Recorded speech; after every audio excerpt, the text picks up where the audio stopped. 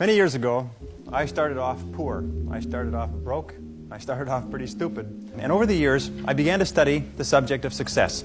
And I had one simple idea that came upon me in my late teens, and I think it was the most important idea that I've ever had. And it was simply this, that if you study successful people and you do what they do, you'll be more successful. And if you study unsuccessful people and you avoid doing what they do, then you will not be a failure. And what I want to talk to you about tonight is some of the principles that I've discovered in over 20 years of research. I have studied successful men and women. I have read biographies and autobiographies. I have looked at the characteristics and principles of them. I've studied philosophy and economics and religion and psychology and metaphysics. And I've come to 10 key qualities. Now, there may be more and there may be less, but I find that each of these 10 qualities that successful men and women have, that if you have these 10 qualities, there's nothing in the world that can stop you from being an outstanding success. So let's talk about these principles. The first principle is clarity. It means clarity of thinking. It means thinking clearly, and it extends from thinking clearly to a series of other things. With regard to clarity, it means the ability to determine exactly what it is that you want to be, have, or do in life. And the more I study successful men and women, the more I find that every single one of them, the top 5%, are very clear about where it is they're going and what it is they want to accomplish. And when I look at unsuccessful men and women, or men and women who seem to be unhappy and floundering, I find that almost invariably they have a very, very limited sense of direction, sometimes no sense of direction at all. As they say, if you don't know where you're going, any road will take you there. If you do not have clear, specific goals for your life, you are doomed forever to work for people who do. And that seems to be the case. And yet only 5% of people have goals. So the key starting point with regard to clarity is to know where it is you're going and what it is you want to be and what it is you want to have and what it is you want to do. The second key with regard to clarity is decisiveness. Be decisive. I have never met a successful person who was indecisive, and I've never met a failure who was decisive. Be decisive. Develop the characteristic and quality of decisiveness. We know that the reason why we are indecisive is because we're afraid of making a mistake. But the terrible thing is that the way that we think becomes a habit. And the habit of indecisiveness can condemn us to failure. We can be talented and intelligent and ambitious, but if we cannot make the hard decisions in our life, and if we cannot make decisions readily, then what happens is we always have to work for people who do make decisions readily. Now, the interesting thing about decisions is that about 80% of decisions should be made the first time they come up. And if you make decisions every single time they come up, sooner or later you will develop the habit of decisiveness. You'll be very clear about what it is you want, and it's easy to make decisions if you know what it is you want to accomplish. And the difference between successes and failures is not that successful people make right decisions, it is that successful people make their decisions right. The third point under clarity is to have a vision for yourself and a vision for your life. The key to having a vision is to have a dream. They say in the song, you've got to have a dream if you want to make a dream come true. And you can fulfill your dreams. All the great movers and shakers throughout all of history have been dreamers. They've been people with dreams. They've been people with visions. All leaders have vision. In the book of Solomon it says, where there is no vision, the people perish. And the metaphysical meaning of that is that where people lack vision, they perish inside because they lose the excitement and the thrill of life. If the best way to predict the future is to create it, which means to have a vision, and even though the vision is in the air or the sky, then build a foundation under your dreams.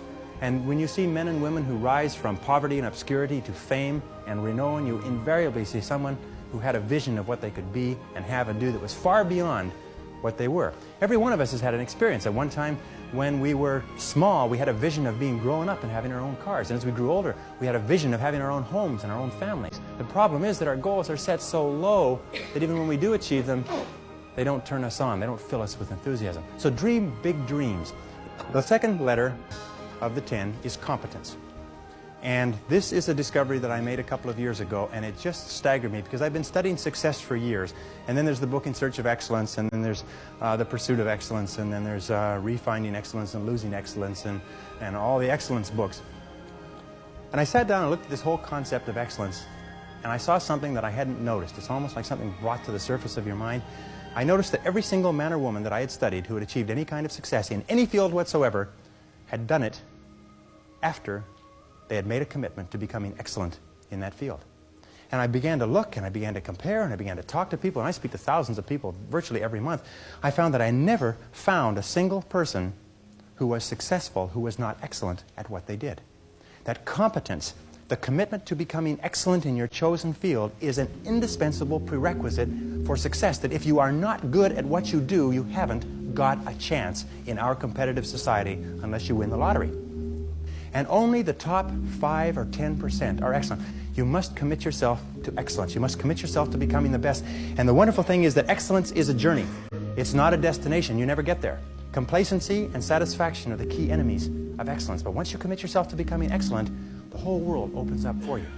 A very important point of excellence is this means simply this: do your best every time out and always strive to do it better.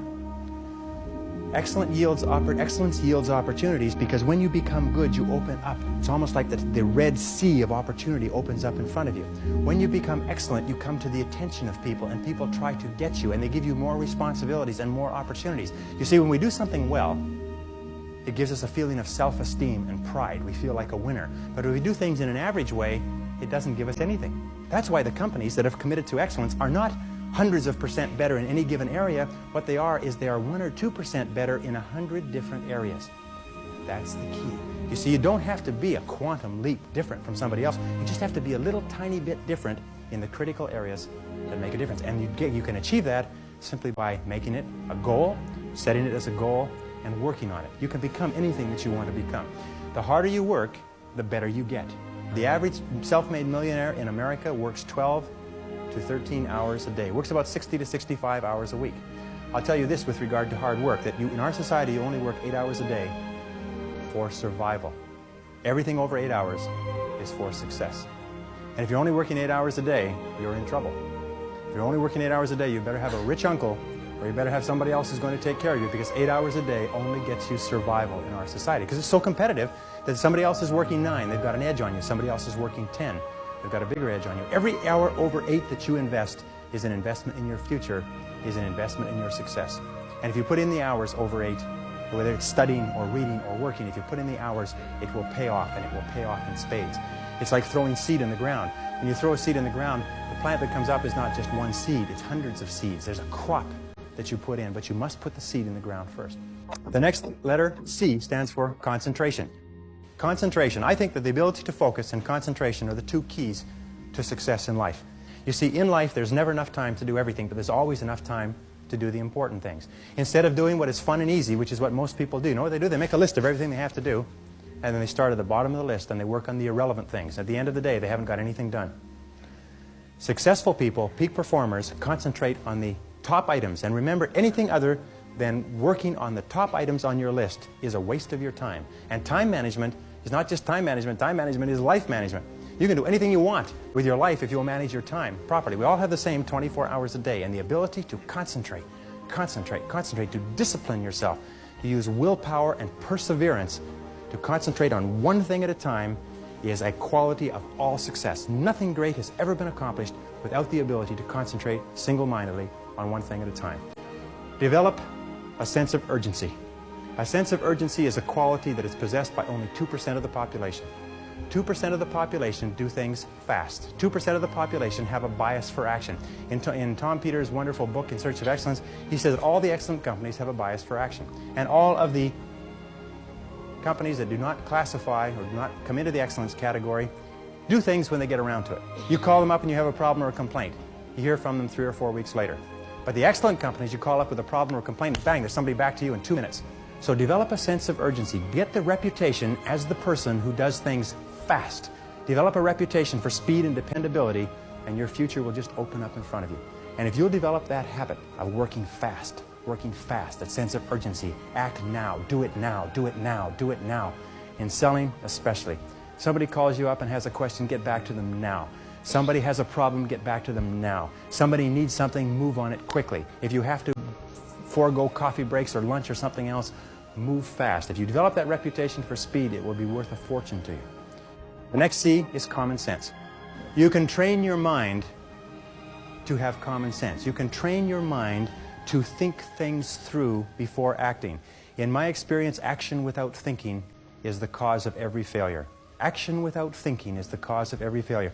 And common sense comes from taking the time to think things through before you act. Listen to your intuition.